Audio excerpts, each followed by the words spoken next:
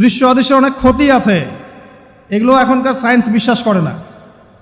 আর science বিশ্বাস করে না বলে যে আমরা বিশ্বাস করব না এমনটাও নয়, ঠিক আছে? নবী সাল্লাল্লাহু আলাইহি ওয়াসাল্লাম বলেছেন, রাতের বেলা তোমরা বাচ্চাদেরকে সন্ধ্যাবেলা ছেড়ে দিও না, সন্ধ্যাবেলা বাচ্চাদেরকে ছেড়ে দিও না, আগে ভালো করে সন্ধ্যাটা হয়ে যাক, যদি ছাড়তে হয় তারপর ছেড়ো। তারপর রাতের রাত যখন গভীর হবে তখন তোমরা এলোপাথালি ঘোরাফেরা করো না, রাস্তাঘাটে বনে জঙ্গলে ঘোরাফেরা করো না, কারণ এই সময় এমন কিছু মাখলুককে আল্লাহ পাক ছেড়ে দেন যাদেরকে তোমরা দেখো না। এখন বিজ্ঞান যেটা প্রমাণ করতে পারে নাই, এটা কি বিজ্ঞানের ব্যর্থতা না ইসলামের ব্যর্থতা? যদি বৈজ্ঞানিকভাবে আপনি প্রমাণ করতে না পারেন তাহলে সেটার কোনো অস্তিত্ব নাই। এই কথাটাকে ডাহা মিথ্যা কথা।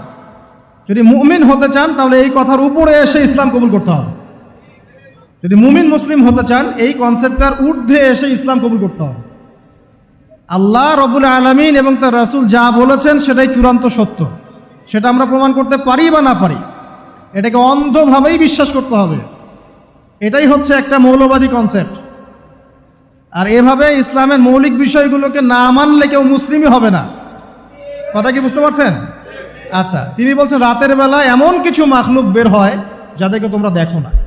দুষ্ট জিন বের হয়। কি বের হয়? জিন জাতি নাই পৃথিবীতে?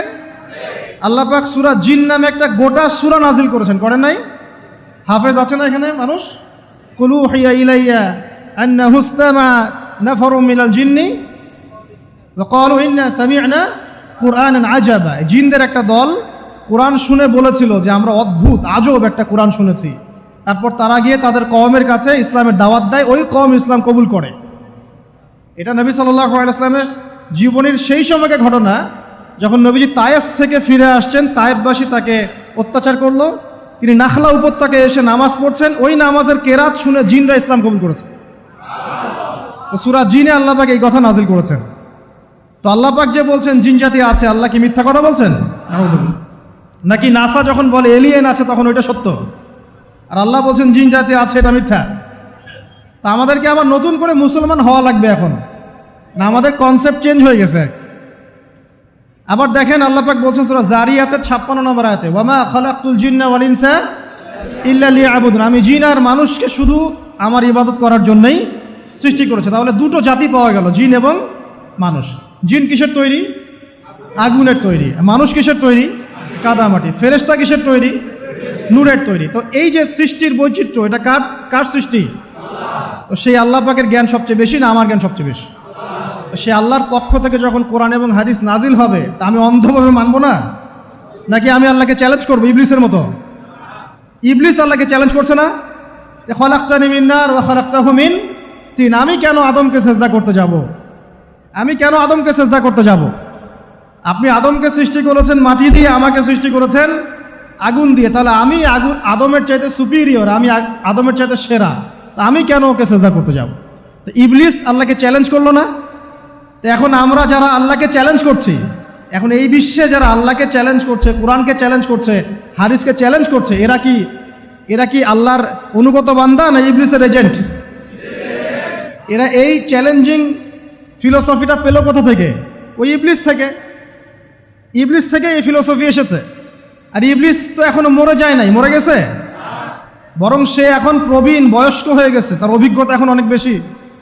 তার অভিজ্ঞতা কি বেশি? দেখবেন ইবলিস সবার আগে আদম সন্তানের গা থেকে কাপড় খুলে ফেলেছিল, জানেন? আপনাকে দেখাচ্ছি, সূরা আরাফ পড়েন। সূরা আরাফের মধ্যে আল্লাহ পাক বলছেন, ইয়া বানি আদম, হে আদম সন্তান, লা ইয়াফতিনান্নাকুমুশ শাইতান, হে আদমের সন্তানরা তোমরা শুনে রাখো, শয়তান ইবলিস যেন তোমাদেরকে ফিতনায় ফেলতে না পারে। কে বলছেন? আল্লাহ। কিরকম ফিতনা? ইয়ানজিউ আনহুমা লিবাসাহুমা, যে ইবলিস তোমাদের বাবা মায়ের গা থেকে কাপড় খুলে ফেলেছিল।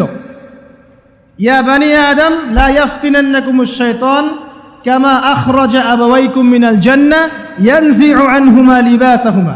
আল্লাহ পাক বলছেন, হে আদমের সন্তানরা তোমরা সতর্ক থেকো, ইবলিস যেন তোমাদেরকে ফিতনায় ফেলতে না পারে, যেমন করে সে তোমাদের বাবা এবং মাকে জান্নাত থেকে বের করে দিয়েছিল এবং তাদের গায়ের কাপড় খুলে ফেলেছে।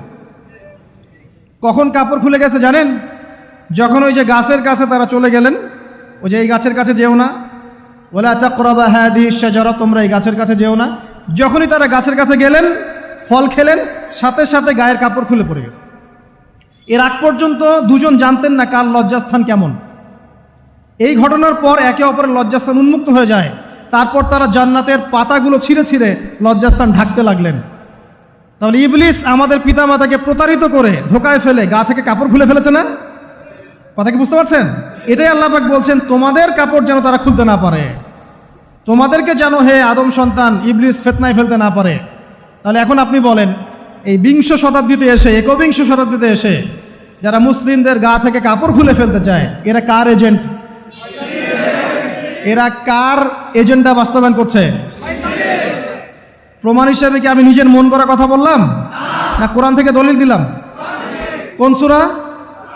সূরা আরাফ এর প্রথম 3টা পৃষ্ঠা পড়েন, ডিটেইলস লেখা আছে। আর আল্লাহ পাক বলেছেন, ওয়ালাকাদ ইয়াসসারনাল কুরআনা লিযিকরি ফাহাল মিন মুদ্দাকির, কোরআনকে আমি বোঝার জন্য একদম সহজ করেছি, যে কেউ